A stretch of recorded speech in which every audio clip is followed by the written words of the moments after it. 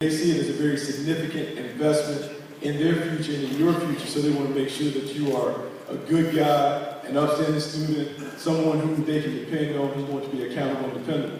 So everything that you do from this point forward matters. All the things that you do, everything that you get involved in, the people that you're around, the NFL wants to know who you're with, who's around you, who you're going to bring to the city, all of those things. These guys will tell you in their interviews how deep and dark the questions are and how they attack them. So understand who you are and what you are and how you carry yourself. That's good information. Donovan, you're a 12-year NFL veteran. You currently work with players transitioning back into the workforce. What advice would you give these guys who will be transitioning from high school to college in the near future? How many of you guys want to make it to the NFL? All right, hands down. Here's the numbers.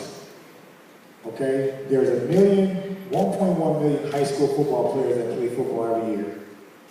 Out of that 1.1 million, 6,000 of them, okay, 6,000 will make it to college and play. All right, from that 60,000 will make it to college and play. From that 60,000, only 6,000 will be considered to play in the NFL, be evaluated. From that 6,000, only 300 will get invited to the NFL Combine. From that 300, 244 will actually sign an NFL contract. And from that 244, 130 will play the league minimum and the average, which is 3 years. So it's less than 1%. So why do I say that? Because guess what? You're sitting up here with guys who have played, who made it, who were part of that 130 and becoming part of that 130. You got to dare to be different, fellas. You got to dare to be different. See, we talk about character, we talk about doing transition and just anything. Dare to be different. Nias, a guy that I respect and look up to, we just had the rookie symposium last week. He did a great job of speaking, and he shared the importance of a mentor. How many guys in here have a mentor? Hands down. He shared something. He said a mentor is not someone you take advice from, but someone who advice you follow. We've been where you want to go. The best thing you can do is humble yourself. Ask questions. See something in somebody that where you want to go and follow them. Are they doing the same thing on social media, this, that, and the other? Are they doing anything in the community? And follow them. And the last thing I say about social media, okay, that the House of Congress saves every tweet that you tweet. The House of Congress in Washington saves every tweet that you tweet, so they can always go back. It's never erased. And that's what colleges look for. That's what your future employers, okay, look for. They look at your social media, they evaluate it. It's not behind the scenes, fellas. So again, dare to be different. Pearls of wisdom. Pearls of wisdom. Aeneas, you just spoke at the NFL Rookie Symposium. Tell these young men the message that you shared with those rookies. Well, the first part, being from New Orleans, grew up in, some of y'all never heard of the place. It's called Holly Grove in New Orleans. Anybody ever heard of that area? Yeah, you know him as Lil Wayne, we know him as Dwayne Carter Jr. You know him as Baby. I went to school with, his name is Brian Williams. I grew up in New Orleans, and what I share with the rookies, part of the story was this. All of you guys have unique opportunities. You're part of unique, the elite players throughout the country. I walked on the football team at Southern University a week before the season started my junior year. So I wouldn't have been in this room with you guys in high school. But what I am telling you, Donovan has already mentioned it. I decided to get a mentor because I grew up with 2 older brothers in New Orleans. My dad grew up with 8 other siblings. Just bear with me real quick. My dad grew up with 8 other siblings, 4 other brothers. His oldest brother died cirrhosis of the liver. His second brother was shot and killed at a bar. His third brother, I was able to get out of jail. He had a life sentence for distribution of heroin. I was able to get him out of jail a week before he died, a year before he died. The fourth brother died homeless. What made the difference was when my dad and my 2 older brothers, all of us went to school, went to college, graduated, got our degree.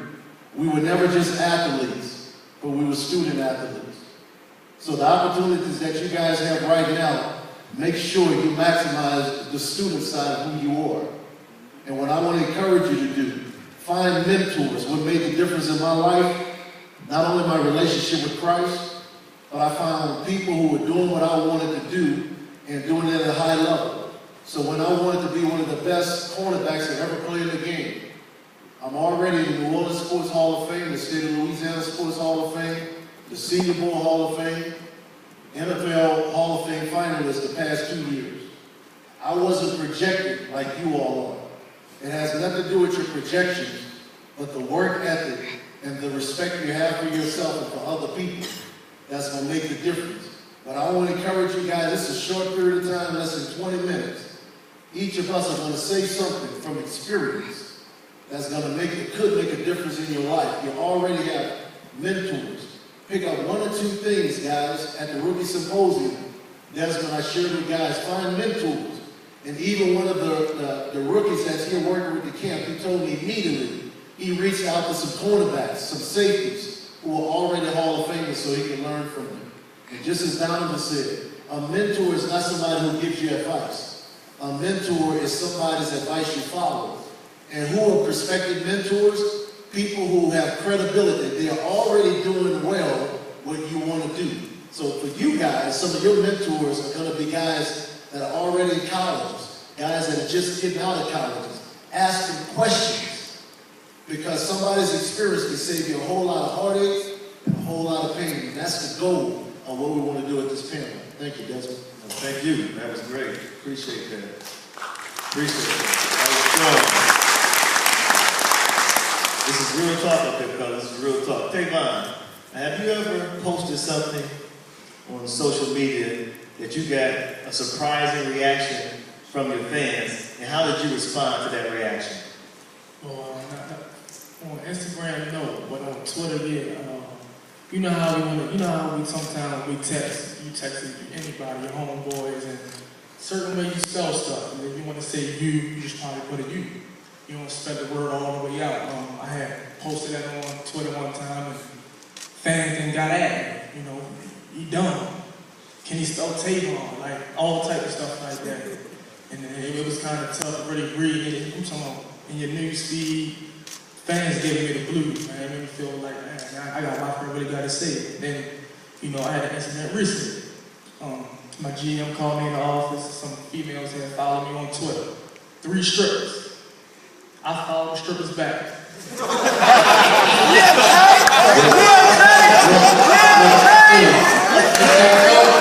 Next thing you know, I'm down. I'm in my GM office. I'm in trouble. So I'm in Tavon, you don't want to mess up your brand, because at the end of the day, this on you. It's your life, you know.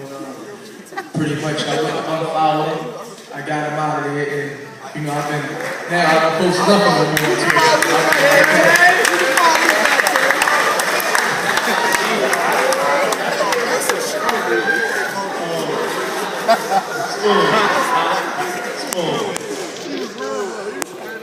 If you could provide one piece of advice, just one piece of advice on how to market yourself, what would it be? I think the best way to market yourself in a positive manner is to always smile. No matter what, just smile. People like it when you smile, trust me. I've had a lot of people who maybe did not know me and maybe had a certain opinion about me, but when I smiled, when I showed that I was respectable, and I showed that I was like I talked about earlier, trying to be a stand-up guy, it made a difference. So in everything in life, I feel like your attitude will determine how far you're going to go. So I always have a positive attitude. When I walk into the room, I'm smiling. That's just me. And things tend to go better. So I would like to encourage you guys to smile more often. I think people like that. When you're new to a city, you guys are getting ready to go to college. When you go in, smile. Somebody might always remember that. Say, that kid right there, you know, he has a great smile, great attitude, positive person. They may want to help him. And trust me, you keep living, you're going to need someone to help you. I can guarantee you that. No mean mugging, no just ice grilling, no ice grilling, That's mugging just game time. When it's game time, yeah, you mug on me, you ready to go. But you gotta change a little bit when you're on the field. But when you're off the field, present yourself in a positive manner and just smile. It'll take you a long way, trust me. I agree with you, brother. That's great advice. Bucky, when evaluating a player, besides his physical attributes, what else do you guys look for? You know, it's funny because Aeneas talked about being a student athlete, and a lot of guys don't believe this, but one thing that we really put a lot of emphasis on, what kind of student is the guy that we're trying to bring into the room? And what we did is we found a study when I was working with the Carolina Panthers that guys who graduated, those who obtained their degrees played in the National Football League longer than those that didn't. And part of the reason we believe that those guys play longer is not only because of their intelligence, but it's their ability to understand what the goal is and how to work to get towards it. Some of you guys during this week have been exposed to a pro playbook, the complexities of a pro playbook, the challenges of learning all of that information, processing it, and being able to take it on the field and apply it. Well, if you are successful in the classroom and you develop organizational skills, good study habits, we believe that we can bring you into the room and put a big amount of information on a plate, and you can serve it up and you can give it back to us. So I would encourage each of you to understand how to study, understand what it takes to be successful in this class, and those things will carry over to being successful as a player. Because once you get to a certain level, and some of you will see it when you go into the field, the talent always evens out. The guys who play longer are the ones who are smart, who work hard, who understand how to get it done, and are great teammates. Those are things that we look for in trying to build a championship team. It's true. Donovan, there are players who have had difficulty with social media because of a post or a comment that they've made. What advice would you give these guys as far as how to handle their social media habits? Well, I mean, you got to remember, see, a lot of times we do things and we're just experiencing with it. If you don't understand the purpose of why something was made, you abuse it. Abuse is abnormal use. If no one understands why social media was created, then you're just going to do whatever you think it was supposed to do for you. You'll post whatever you want. You'll post your complaints. You'll post when you got beef against somebody. You'll post a picture. But if you understand why social media was created, you'll know how to maximize it. And it was created to help you. See, when you look at Nike, you look at all the organizations, when we talk about brand, you are your brand. Okay, your name is your brand. When you understand how to maximize that social media, what do they post out? They post things about their products. They post things that people are saying about their products. They post special. They post all these things. So what does that mean for you? Your fans want to get to know you. Post something about yourself positive. Always be positive. That's your attitude. They get to come to know you. Sometimes a person will never get to know you personally. But your brand is all about how you make them feel. When they think of Aeneas Williams, what words come to their mouth? What does he stand for? That's what you got to think about social media. So every time before you push send, think about it. Is this positive? If it's not positive, gentlemen, don't push send. I'm not saying you got to be a choir boy, but what I am saying is you got to understand the purpose of social media was to benefit you. Don't abuse it and make it hurt you. More pearls of wisdom. Aeneas, with some NCAA programs restricting the use of social media by their student athletes, do you think that this hinders the social media development of today's professional players? I don't know if it hinders, whether it's Instagram, as Steve-On mentioned, or Twitter, or whatever you use it. Just use it always for an investment into your future, never to take it away from you. If you're going to use Twitter, use it always to better yourself. Never, ever use it where it becomes a negative to you. And if you keep that in mind, particularly the pros have gotten in trouble. Even in New Orleans, they're catching guys on murder cases because of what they put out on Twitter. So make sure your Twitter is public view. Whatever your private conversation, keep it private. Whatever is public, remember, anything you put out there, it is public. People don't understand you were talking to your homeboys. People don't understand what y'all were talking about. I can talk to you some New Orleans talk. People have no clue, but they'll take it the wrong way. So make sure, anytime you send something that's of public nature, think about how it will impact you from a negative or a positive standpoint. From the pro standpoint, they've been guarded, and just as Tavon said, they're watching these things, particularly with the Aaron Hernandez situation. What you guys don't realize, that's going to also take the evaluation up to a whole nother level. So stuff that you're doing in high school, just as Tavon and many of these guys can tell you, they're going to go back to your high school. They're going to go back and look at and talk to your boys. So remember, write down what you're doing. For all of you all raise your hand that want to play in the league, they will go back in the more instances. I think you mentioned already, Desmond, how many players have been arrested? 28. But it was 28 in a 5-month period? So that means, guys, everything you do from the league standpoint is going to be scrutinized even more. Because even, I don't know what the case is going to end up with Aaron Hernandez. I'm not indicting him. What I am saying to you is this. They talking about all the way back to his high school. What was he doing in Boston? Why we missed that? So make sure, guys, pay attention to those things right now where you are. That's very important information. It's true, too, because they're going back to pictures that he took when he was in Florida.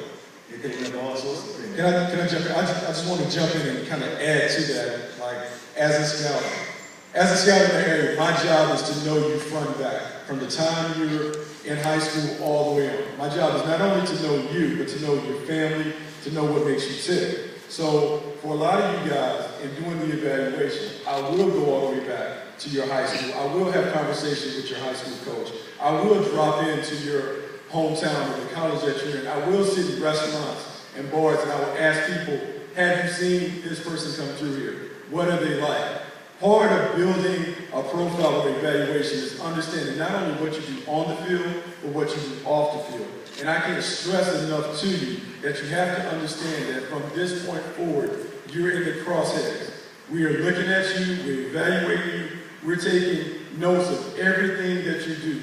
As a scout, my job is to compile clips from newspapers, from anything where you may have been arrested, DUIs, any transgressions, all of those things. These guys will tell you, the combine is real, that evaluation process is real. And we're going to sit down man to man, eye to eye. We're going to ask you hard questions about things in your missteps. So understand and really think about everything that you do from this point forward. Because for all of you who have these big dreams of playing in the National Football League, understand you don't want to do anything to take away your chance to have the bite of the apple. Hey, real quick, you guys, all eyes up here. Every single eye, off here. Do you understand that you're always being evaluated? Right now, you're being evaluated. You're being evaluated. As I look out here and these guys look out here, we see some on phones, disrespect. We see some sleep, disrespect. So you're always being evaluated. So you got to ask yourself, what do I want to represent myself as you got Nike executives around here just watching, they're saying, how are they doing with our brand? How are they doing with the privilege to come here? How are they going to take this and help launch it into your future, gentlemen? Like I said, there's a 1.1 million. A lot of you want to be here. So respect yourself because you've always been evaluated, gentlemen.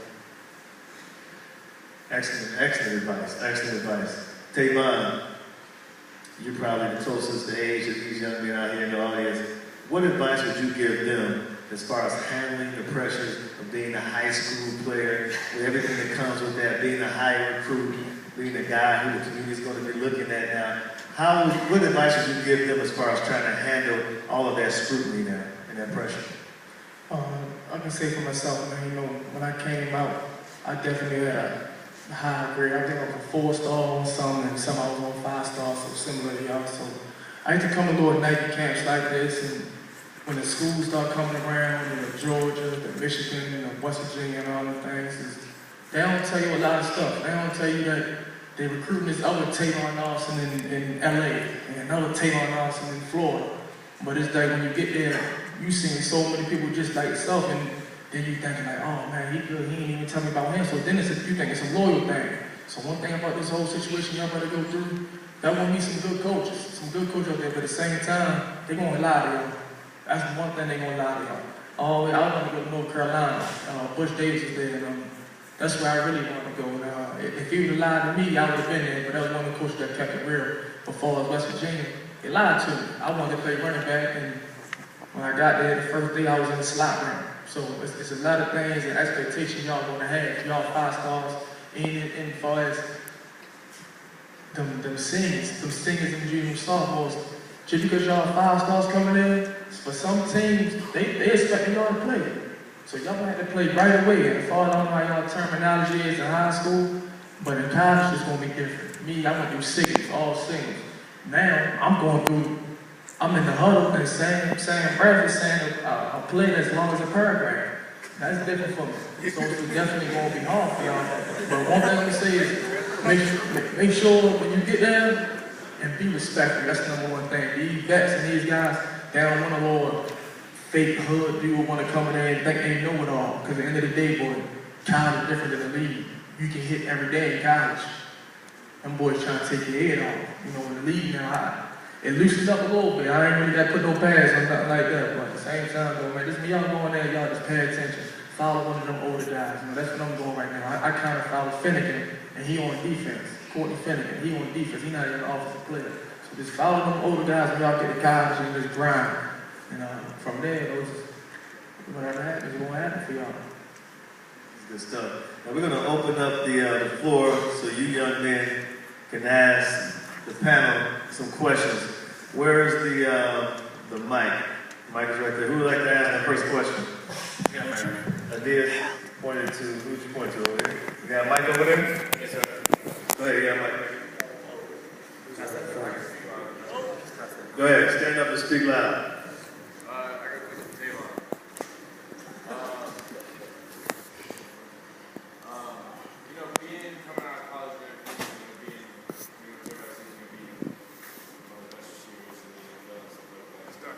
You can speak loud, project your voice. Being one of the best receivers coming out of college, like, you have a big weight on your shoulders right now as a player, and not just, you have a lot of attention for you. How you handle it? Pretty much, like you said, it is a lot of expectations for me, going number 8 and, just putting my city on my back. I carry a lot. But at the same time, I just go there and try to have fun. Just this love game that I love to play, and that's football, I try to block everything out on the media and all the hype and projecting me to be rookie of the year. I don't think about stuff like that. One thing I do, I'm coming in and trying to work hard as I can, and most things have fun with it. Who else? Anybody have other questions? Right here? Hold on, wait, get the mic. Go ahead. I guess it's for Stand up. I guess it's for everybody. Like just going into the NFL. What's one of the biggest distractions? Because I know y'all got everything coming at y'all all at once. I couldn't hear you, my man. I'm saying what's the biggest distraction going into the NFL? Hey, I can say something. The biggest distraction is going to be you. You're the biggest distraction. This is why. Because a lot of people fail, not because of lack of knowledge, not because of lack of strength, but a lack of will. It is your ability at the moment to make a decision. It's your power, the power of choice, the power you have to make a decision, to say yes to that, to say no to that. That's going to be the power you have. You are your own biggest distraction. Nobody can stop you. Absolutely nobody can stop you. You can be whatever you dream to be. You are one decision away, just one decision at a time. All I say, we're not perfect, but you just make a decision, one choice at a time, to be great, to be different. So you're your biggest distraction. Nothing and nobody else. Got one over here. Stand up. I got a question for Tavon. Did you have a rival or someone in college that pushed you to be the best you could be? Yeah, the whole country. Most call it the whole country, but it was certain guys out there. I used to look at Sammy Watkins, Anthony Thomas. I really used to watch them boys a lot.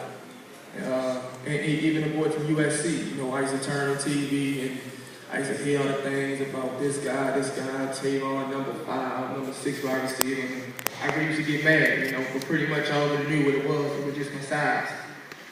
So I used to turn on the TV, I used to watch the Anthony or watch Sammy go for how many yards they go for. Then when it's time for me and Stephen to go in and go to work, we out doing them numbers every week. So eventually, that's how my motivation was the whole country. Since you talking about brand, how can I help about brand since I've been in the NFL? Well, I started Twitter when I was in college, my senior year in college. And I think everybody else was really concerned with, Twitter just being something fun. You can talk about what you might be doing, where you might be going tonight, what you may have eaten that day. What I try to use Twitter for is to promote positive things that I'm doing. So I found in my foundation, Spoonful of Hope. And what I try to do is present myself in a positive manner on Twitter to where everybody would kind of see what I was doing and kind of gravitate toward that. And just past weekend, I was able to do my 3rd annual football camp in my hometown of Jasper, Texas. And I was able to promote that on Twitter so that my community could come out and support me in the surrounding communities.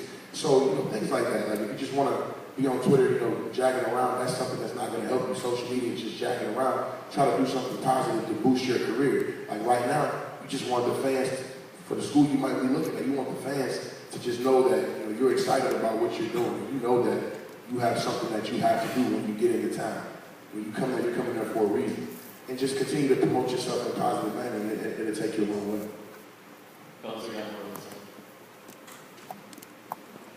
Big Spoon, this whole time you pretty much keep repeating, keep a positive manner. That's me, man. Positive. Yeah, Everybody. but this is more towards the veterans. You guys have been there and done that, and there's days where you wake up and you don't really have that positive attitude. Is there any tips you have for us on taking those negative days and turning them into positive ones? I can go on that too. Well, for me, even if I wake up and I'm in the back, if I wake up on the wrong side of the bed, every day when I wake up, either my mom sends me a good morning text or my dad has sent me a Bible scripture. And that's what's going to help me, start my day off. So maybe if something's going wrong, when I think about my family and think about where I'm at and where I could be, that's what's going to help me to push forward to do what I got to do. Because, like Stephon said, he's number 8 pick in the draft. There's a lot of pressure sitting on his shoulders right now.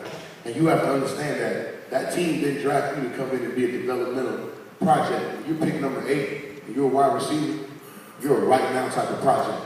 So you know that right now is the biggest task you've ever had in your life. But it's also going to be a chance for you to do something special for yourself, your family, and whoever may have helped you along the way. I wanted to add one more thing, because we're talking about brand. Let me make sure we emphasize, your brand is every day. Your brand is how you treated the guy in the cafeteria just now when you got your food. Your brand is if you told anybody here at Nike, any of these guys, thank you when you got your stuff. Because when the Rams fired all of their coaches, Jeff Fisher came in last year before Tavon got there. I talked to Coach Fisher, I talked to some of his staff, and I wanted to know, how did y'all end up releasing? Because they changed the whole team. And do you know when they first took the job, the first thing they did, they went talk to the trainers, the equipment guys, the custodians, the ball boys, and asked them questions about the players who's currently on the team. So what I'm saying, your brand is always being built up. What we hopefully not saying to you is, don't try to be this positive guy on the outside, but really you cold-blooded on the inside when it comes down to people who do things for you. What I'm saying to you, if you learn to be respectful to everybody you see, because I am telling you, you're going to see them again, or the possibility of seeing them again. Some of you guys, how many of y'all didn't feel like doing interviews today? You didn't feel like it, right? Guess what? Always look at the media. They're your medium to get to the fans. You're not going to feel like it, but that's how we have the great game. That's how these companies earn the money, because fans are attracted to you players. So even if you're tired, say a quick prayer, do whatever you got to do. Give a good interview and then keep it moving, because you're always, as has been said numerous times, respect those little people around you who you think unimportant. And the biggest thing I want to make sure I leave with you guys, everybody's important. You all 160 top athletes, but when you get back to school, your teammates are important. All those other little people you're around, make sure, keep this thing in perspective. Just want to encourage you, because I'm telling you, now I'm retired, I get benefits now. People pay me $3,000 for 30 minutes of speaking. $6,000 for 45 minutes of speaking, because how I treated them while I played. So keep that in mind. Respect people, man. And if you would do that, I don't care if you make it to the league or you working for some other company or you take a trade, you will be successful, guys. I want to piggyback on Aeneas' point, and I had this quote that I kind of hold near and dear. How you do anything is how you do everything. When Aeneas talks about how you treat the people around here, how you walk in, how you carry yourself, are you on time, how you work on the field, how you play with your teammates, do you cooperate with your people, those are all the things that I want to know as an evaluator. Because how you treat those people at this level will be how you treat people in the upper levels. And as a scout, what we always talk about, whatever your good qualities are and whatever your bad qualities are, when you become a pro and you're given a pocket full of money, those things are going to be exposed. Those things will be exposed. So we want to know from a character standpoint, who are you? What do you represent? And how are you going to be when we bring you into the organization? Those things begin right now, the way that you act. So always understand this. How you walk around, you're always being evaluated. So make sure you take the time to think about everything that you do. We got time for, let's take two more questions. Okay, stand up with the mic. I'm from Georgia, so this one bit smooth. I know they're ready for this shit. I think we're looking pretty good. I know we didn't come and talk about our teams or whatever, but I definitely feel I'm confident in the group of guys that we have and our coaching staff. So we look forward to a big year, man.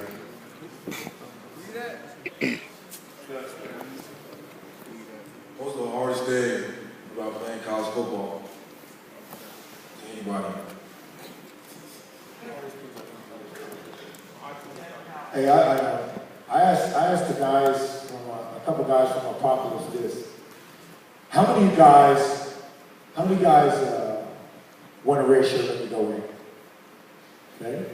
Hands down. How many guys want to play when you go in? First go in. Okay, hands down. Now, to evaluate that decision, you got to understand the pros and the cons. What is the pro of playing right away? What's the con? Well, pro is, guess what? All your boys back home will know, hey man, I was a good guy in high school, now I'm doing my thing in college. Okay, you're going to be right in the lineup, you know what I'm saying, in front of 100,000 people. The con is, now you're going into a new place, you don't have any time to adjust the pressure of academics, the pressure to perform. Okay, now, you're coming in there with guys that have already been playing for a while, and so you don't have that adjustment. That's the pro and the con. Now, the pro and the con of red shirt is this. The pro of red shirt is you got 1 year to adjust. You still play with the team, you still practice with the team, you still go to the games, you still get adjusted to the schedule, to academics, you get adjusted to social life, all this positive. And then guess what? You got 4 years to ball out. And then you got another year extra that they're going to pay you after you get your degree in 4 years to go to graduate school. What is the con? The con is your pride. Can you suffer the consequences of your pride? That man, I was the man. Now I'm here, and everyone like, yo man, why you not balling out? See, if you can get over that, you'll understand that one of the best things you can do, and it's your decision, is the red shirt. Because you get 5 years, $250,000 for somebody investing in you, to your future. A whole nother year to adjust, to get used to the training table. You know what I mean? Time on your own discipline. It's one of the best things you can do, fellas. If you get over that pride, you know what I'm saying? You're on your way, but it's your decision to make. So that's one of the hardest things, I think, to come in, transition in with the right mindset. I get red shirt. Now to piggyback on what he said about the transition, another thing, I know you guys talking about playing ball, but one thing that's going to be a really big deal is time management. Time management will play a big part in your transition from high school to college. Trust me. So when you get in, take advantage of every resource that you have. These big schools looking at you, they have a mentor waiting there for you to keep you on path. Make sure you're turning in your assignments when you're supposed to. You have mandatory study hall hours. Make sure you take advantage of that. Don't look at that as just a place to kill time. Look at that as a place to help your work ethic in the classroom, and you can carry that over to the field. I guess this question is going to anyone, gentlemen. What keeps you motivated to be a leader, like to your teammates that necessarily are not as motivated as you? Like, what keeps you from being like, forget those guys? I don't want to be a leader today. I mean, I think in anything, like, your motivation should come from inside. You want to be the best that you always can be. You want to take it bigger and better than it's ever been done before. So I think from a personal standpoint, as a veteran, we're always looking for leaders, team captains, guys who are willing to put the team on their back and show them, not through their words, but through their actions. So I think for you and for everyone in here, you guys are the best guys on the team. But the thing that makes the great ones great at the NFL level, the best ones also work the hardest. Harold Nash is in here. He'll tell you about Tom Brady. Tom Brady being the first one in, last one out. Like, it's not about how much talent you have. It's about, can you get everything out of inside? Can you work hard enough that you can outlast the guy who may be faster, who may be big, who may be stronger? It's, as we talk, we've seen a lot of guys come and go. A lot of first rounders come in and they're gone 3 years later. It's about your ability to make a decision that I'm not going anywhere and I'm going to do whatever it takes to be that guy. That starts in high school. This is for like the vets. When y'all made it to the NFL, did you make any investments, like good investments or dumb investments in any business? Being a young player in the league, I'm going into my fourth season. When you first come into the league, you got to focus on the ball. That's your job. That's what they pay you to do. Come and make plays, do your job. So if you get caught up in doing too much off the field, you're messing around with investments, this and that, and the third, it's going to take away from your ball. So what you want to do, you want to learn how to become a professional. So when you get in, you find these guys that have been doing it for a long time, and you kind of just try to pack this up after them, you know, see what they did their first year, see what they did that shit, and you can learn from them. And I think that'll help. I think here's one of the biggest problems that high school players and college players face against scholarships. That is, when you get to college, you can't work, except on summer. So you never really know how to manage your money. Because they say you're on scholarship and they get a Pell Grant. And so when you get to the league and you get this money, you still don't know how to manage it. You can have $100 and you think to spend $100. Well, turn that into $100,000, you still think to spend. All right, and so again, when you guys go to college, do me a favor, take some finance courses, take some business courses, because guess what? You will always either work for somebody or run your own business. So understand, you are your own business. So take finance courses, take some business courses, so you can be a businessman. One of the problems you asked about getting in, one of the reasons why guys fail or guys have trouble is because they go in without the education of it and they have to trust somebody else. You have the perfect opportunity to get that education for yourself so now you can manage your stuff and not just depend on somebody else.